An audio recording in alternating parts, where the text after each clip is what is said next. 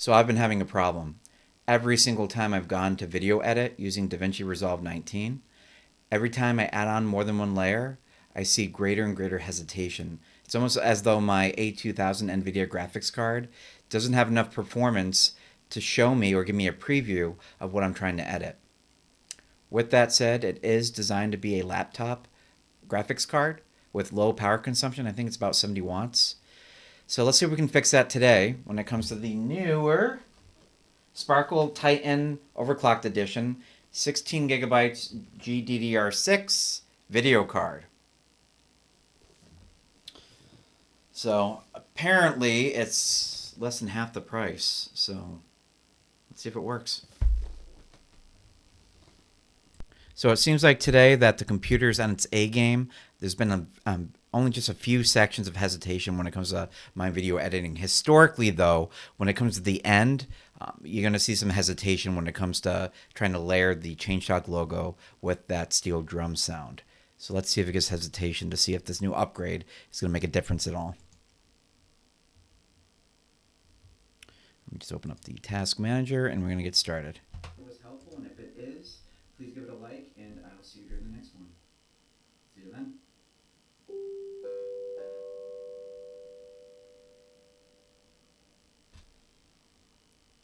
All right, so maybe you just saw the GPU spike when it comes to that little graph.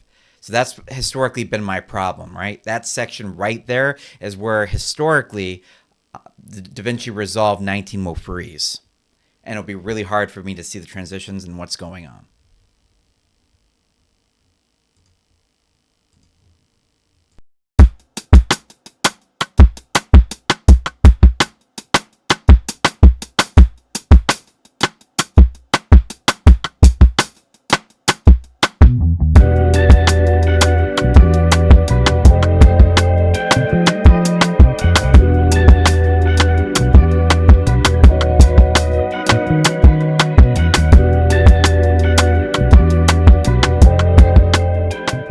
So this is my Quadro RTX 2000 that I'm currently using.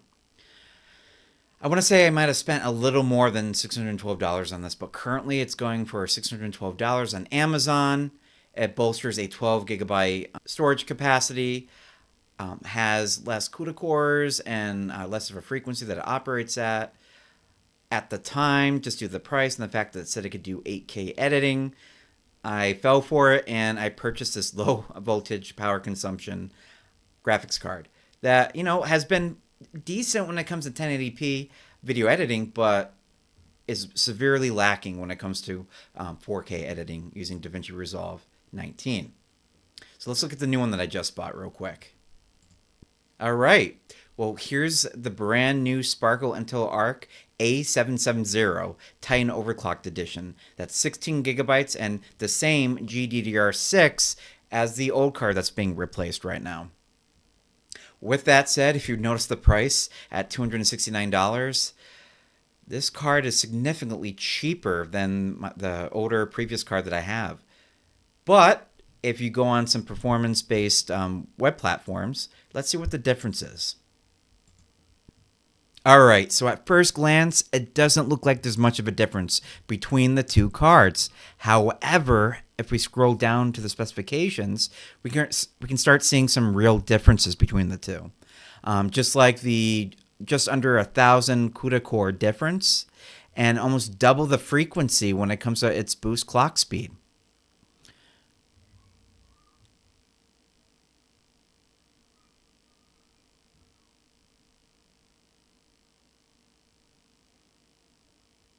And this one I really want to point out, and this is where I think I'm having the trouble, as was kind of seen at the previous performance graph I was trying to show you guys. And that has to do with the VRAM capacity, right?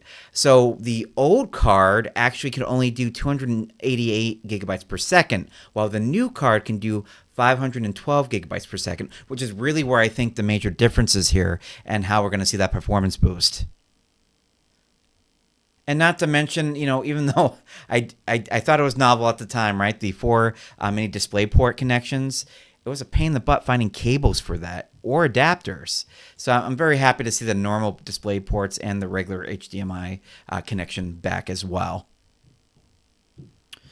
All right, with that said, let's see if it's enough when it comes to making a difference at all.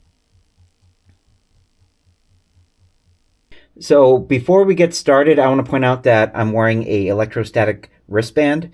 This greatly protects both you, the user, and most of the components inside of your computer. One of the leading causes of RMAs when it comes to computer components has to do with us damaging the computers ourselves through just improper handling.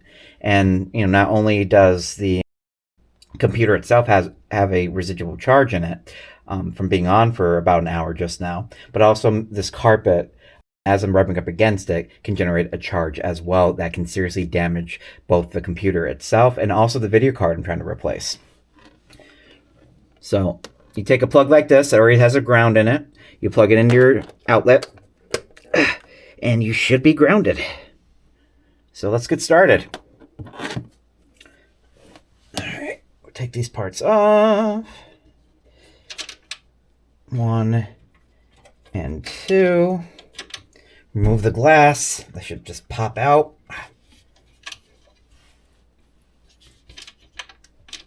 There we go. All right, so with this upgrade, I'm going to also need a new power supply unit that's going to be running from the back of the motherboard where the power supply is. I have to plug this new cable in. So that's going to be the pain in the butt. But before I go into that, obviously I'm going to remove the old video card, replace it with the new one, and then I'll take the back part off and we'll work on the power supply. All right, now before we even touch the computer itself, always make sure that the power is off. Power is off, and even remove the plug just to be safe. All right, since we did that,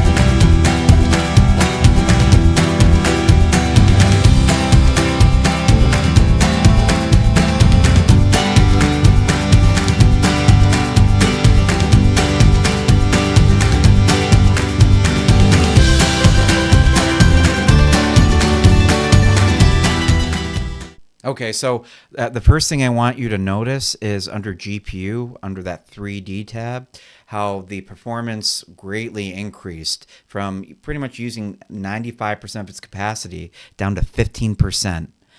One of the things I'm also noticing too is how much quicker the rendering process is for the video.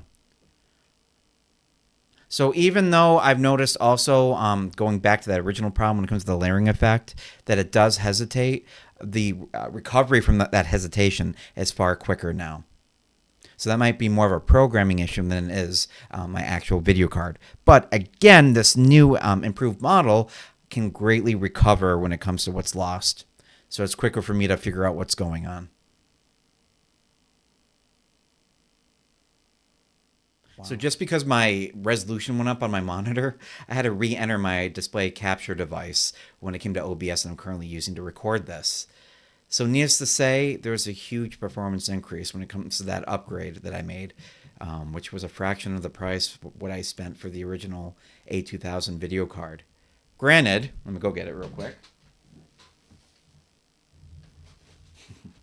You're paying probably for the low power consumption and of course the form factor, right? See the size difference?